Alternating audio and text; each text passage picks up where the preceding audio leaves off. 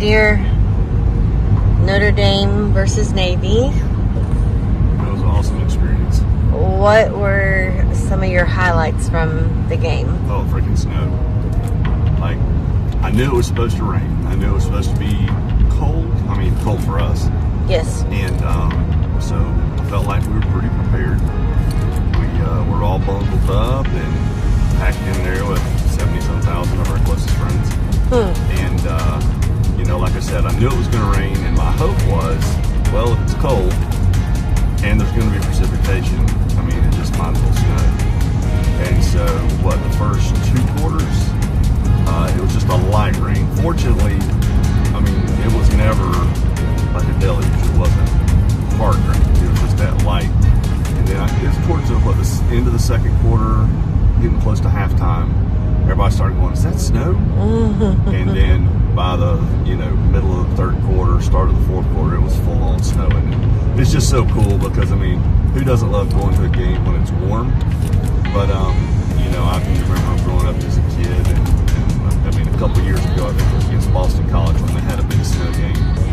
And I remember thinking, again, if it's going to be wet, let's just go ahead and have some snow. And it was just such a cool experience because everybody's looking at the snow, and after the game, the guys were sliding on the turf and stuff. So, like, everybody turns into a kid when it snows. So it was really cool. What about the actual game itself? What were any highlights or standouts for you? Jeremiah's love. I think he put Jeremiah's love. Jeremiah Love. Yes. His run was unbelievable. So he about a 49 yard touchdown run, but like, this kid is just something. He bounced off. I mean, it was a run to the outside, and dude tackled him, and he fell over on his back on top of him, rolled, and got up and just kept running. Ended up running it in, like I said, 49 yards for a touchdown.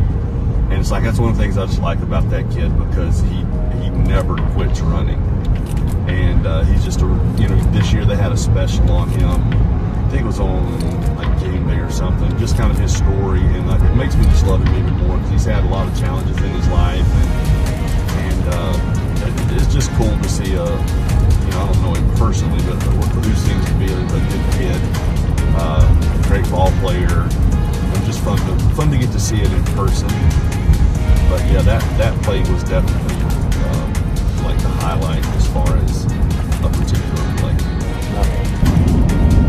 So, what was your favorite part of the pre-game activities before the game started? I mean, the Players' Walk was awesome. Getting to see them all come through there. I will say this much, as again, but one personally, but Marcus Freeman just seems like he is a class act kind of guy, because I've only been to 2 home games now. Yeah. The previous one I came to, which I'm not throwing shade, it was still cool, but the guys came up for the walk in their like tracksuits, which were freaking sweet tracksuits, but that they were all the same as a team and everything. But man, yesterday when those kids came to they're in full-on suits, dressed to the nines. Yeah. I mean, it's a very good like representation of just wanting to be a professional. So the Players' Walk was really cool, but getting to see just all the people, it's so cool. And I said it many times while we were up here. Usually when I'm walking around in my Notre Dame stuff and all that, I am the Notre Dame guy. But up here, you're walking around, you're like, these are my people, because everywhere I look, it's Notre Dame stuff, and it's so wild, because when we usually go to a game, it's at Carolina, at Georgia Tech, at Tennessee. Yeah. So you're still, even though you're there to support your team, you're still at somebody else's house. Yeah. And it's just so cool to walk in somewhere and be like, they're all here for the same reason I am. So it's a neat feeling to be the home team. Yeah. So I would have to say that's cool. And I mean, just again, the whole stadium, knowing the tradition and the history behind all of it, and to get to see a little piece of that, and I don't know, the band, just all the stuff is just so cool. Again, growing up, watching this stuff,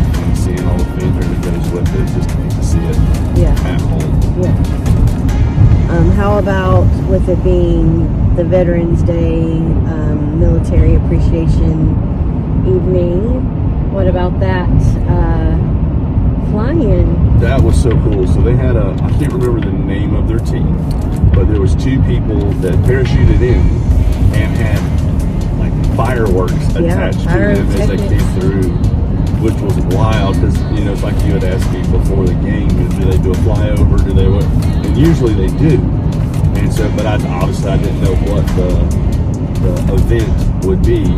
But then, you know, we saw this lady walk out to about the 50-yard line and pop a smoke, like grenade. They're like flare kind of thing. And I was going, huh? And I was like, well, that's usually because somebody's jumping.